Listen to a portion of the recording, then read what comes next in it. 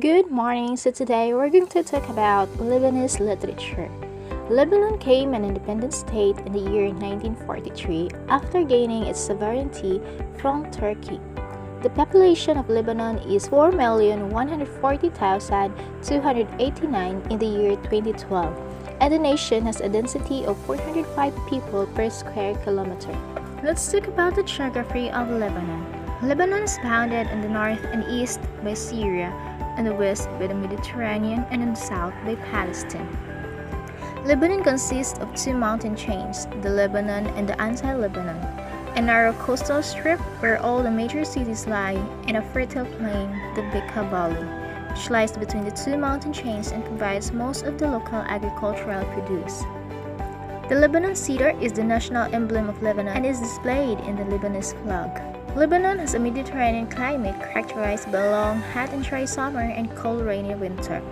Fall is a transitional season with a gradual lowering of temperature and a little rain. Spring occurs when the winter rains cause the vegetation to revive. The daily range of temperature is not wide.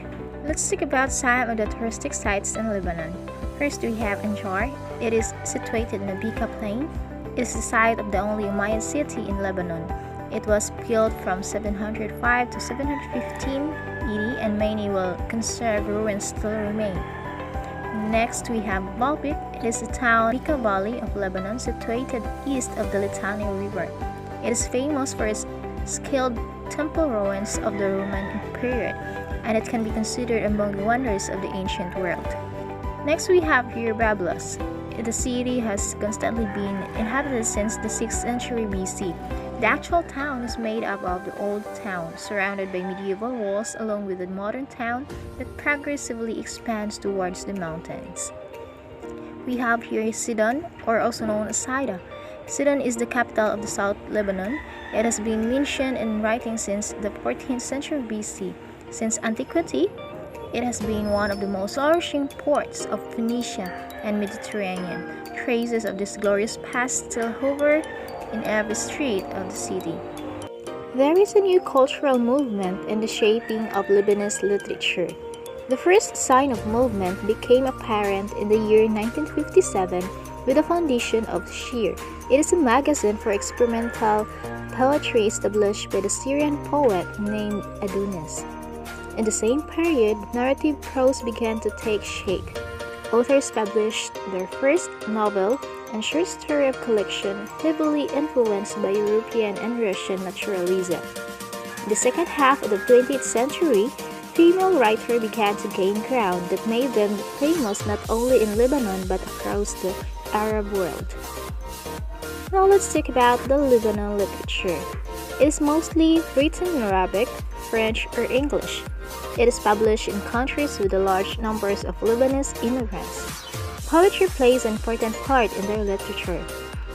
Most of literary pieces have been inspired by the tragic events that marked the Civil War and the influx of Palestinian refugees. Arabic and Muslim cultures both influence Lebanese literature in the field of history and philosophy. Lebanon has suffered from a complex history of political, ethnic, and religious division marked by 15 years of bloody civil war from the year 1975 to 1990. The scars of this war and the fractured scenes of national identity it endangered makes for a compelling national literature which often explores the displacement of the individual self and splintering of memory. Lebanese writers reveal the strength of contemporary Lebanese fiction. Here are the Lebanese famous writers. First, we have Alexander Najjar. He is a novelist. He has worked as a literary critic and a lawyer. He is the author of around 30 novels and often focuses his work on his childhood memories of growing up during Lebanese War. He wrote the novel titled The School of War, where he uses narrative elements from Lebanese to comment upon the universality of war. Second, we have Nasser al-Yassibi. He was a Lebanese author at the times of the Ottoman Empire and the father of Ibrahim al-Yazid. He was one of the leading figures in the Nahda movement, or also known as Arab Awakening. He founded the Syrian Social Nationalist Party, and he wrote the books of The Rise of Nations, Principles explained the rise of the Syrian nation, and he founded the New Syria newspaper. Third, we have Elias Khoury. He is a novelist, a playwright, literary critic, and a sociologist. He is considered one of the leading contemporary Arabic intellectuals and writers. He enlisted in the Fatah movement within the Palestine Liberation Organization and fought in Lebanon's civil war. His best-known books are The Little Mountain, The Journey of Gandhi, The Kingdom of Strangers, and The Gate of the Sun. Fourth, we have Adonis. He is a poet, a philosopher, and a literary critic.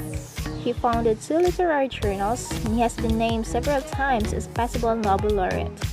The first collection of Adonis verse in English, entitled The Blood of Adonis, appeared in the year 1971 and was reissued in the year 1982 as a transformation of the lover. Fifth, we have Hector Clark. He is a global modernism. Alongside the broad cultural perspective that his studies and subsequent career had fostered, the poetic imagery and themes of the Francophone and the Francophile, Clark richly evoked his homeland with a lyricism that is well captured by the present poems. Sixth and lastly, we have Khalil Gibran. He is one of the most important writers of Lebanese origin. From the age of 12, he was raised in Boston, United States.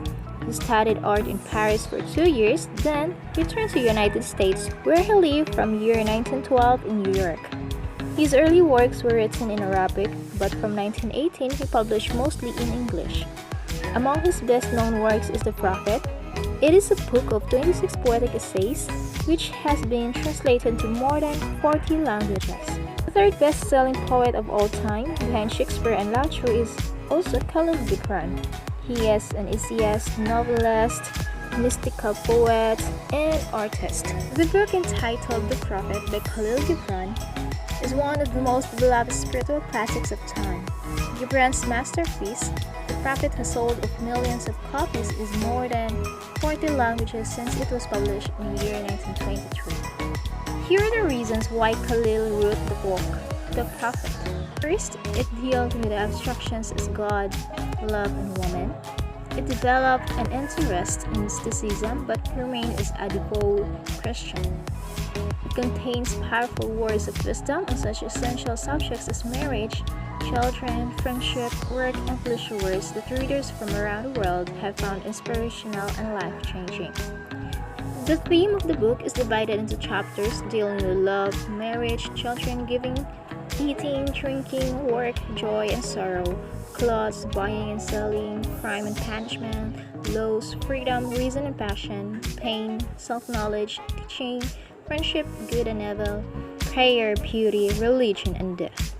The message of the book advocates that we should be glad of the experience of coming to the world, even if it seems full of pain, because after death we will see the life had a pattern and a purpose.